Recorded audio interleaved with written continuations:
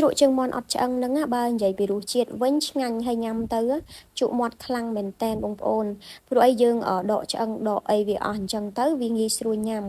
ហើយពេលដែលយកមកធ្វើជ្រក់ទៅក៏វាឆាប់ចូលជាតិជាងជ្រក់ជើងមាន់មានឆ្អឹងដែរហើយចង់ធ្វើញ៉ាំភ្លាមក៏បានឬក៏ទុកខ្លះសេនៅក្នុងទូទឹកកកមួយយប់អីសិនចាំយកមកញ៉ាំក៏បានដែរនិយាយទៅវាកាន់តែចូលជាតិឆ្ងាញ់អញ្ចឹងណាបងប្អូនឥឡូវនេះខ្ញុំចាប់ផ្ដើមមកលាយគ្រឿងផ្សំសម្រាប់ធ្វើទឹកត្រីជ្រក់ជើងមាន់នឹងតែម្ដងគ្រឿងផ្សំមានទឹកត្រីប៊ីចេងស្ករសដោយសារតែនៅផ្ទះខ្ញុំថ្ងៃនេះអស់ស្ករសអញ្ចឹងហើយរៀងស្ទើស្ករសខ្ញុំក៏ថែមស្ករត្នោតនេះចូលទៅបន្តិចទៀតហើយដាក់ទឹកក្រូចឆ្មាចូលកូរច្របល់គ្រឿងទាំងអស់ហ្នឹងឲ្យវារលាយសព្វចូលជាតិគ្នាល្អសិនបានខ្ញុំដាក់ខ្ទឹមសហើយនិងម្ទេសហ្នឹងចូលទៅតាមក្រោយហើយវីដេអូថ្ងៃនេះខ្ញុំក៏អត់បានបង្ហាញពី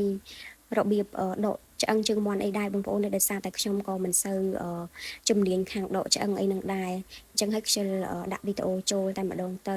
ច្របល់គ្រឿងទាំងអស់នឹងចូលជាតិគ្នាសព្វល្អហើយបានខ្ញុំដាក់ជើងមាន់ចូលហើយបន្ថែមការ៉ុតចូលទៅដែរដើម្បីឲ្យជ្រក់ជើងមាន់របស់យើងនឹងវាមានពណ៌កាន់តែតំណងអញ្ចឹងណាបងប្អូន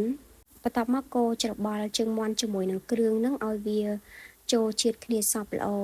ហើយគ្រឿងផ្សំដែលខ្ញុំបានលាយមុនហ្នឹង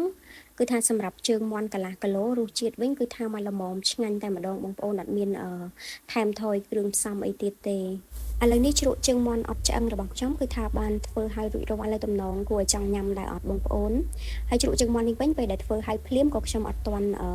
ញ៉ាំវាភ្លាមដែរខ្ញុំដាក់វាខ្លះសេនៅក្នុងទូទឹកកកប្រហែលជា1ម៉ោង2ម៉ោងអីសិនដើម្បីឲ្យវាចូលជាតិកាន់តែឆ្ងាញ់អញ្ចឹងណាបងប្អូន